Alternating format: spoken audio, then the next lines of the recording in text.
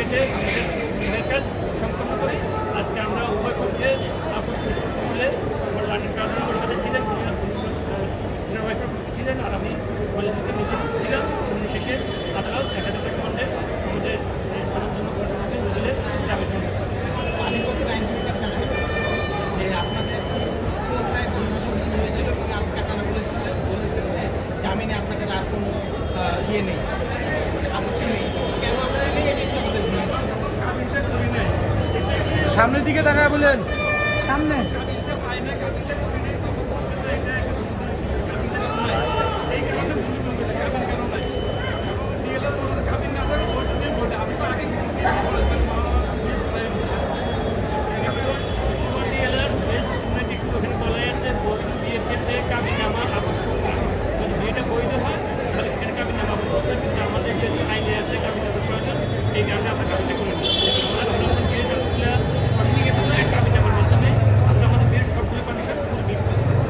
এখন কি আপনারা এই মামলা কি আরো সামনে নিয়ে যাওয়ার প্রতি আগ্রহী নাকি আপনারা চাচ্ছেন যে মামলা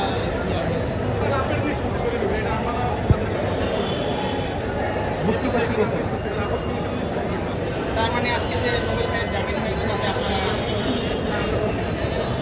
হবে মুক্তি, কখন মুক্তি পাবে? মুক্তি পাবো। আশা করি আজকে বিকেলের মধ্যে আমরা দোষীদের জেলগেট থেকে মুক্তি পাবে আশা করতেছি। ভাই আর ওনার ওয়াইফের কাছে যে কোনো প্রশ্ন সেটা হ্যাঁ, হ্যাঁ। আমাদের জানাবো।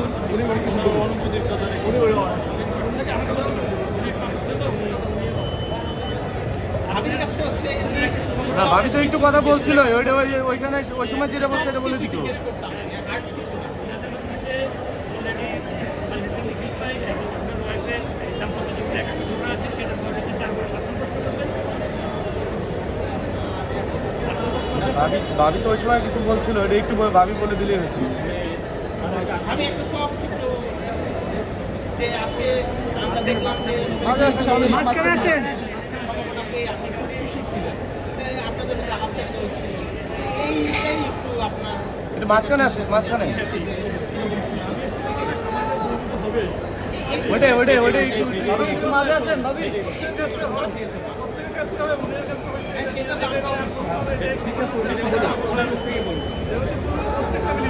জাস্ট তুমি বললেই হবে যে যান সামনে আসেন, সামনে আসেন। একটু এদিকে আসেন ভাবি, একটু সেম ভাই। একটু মাঝখানে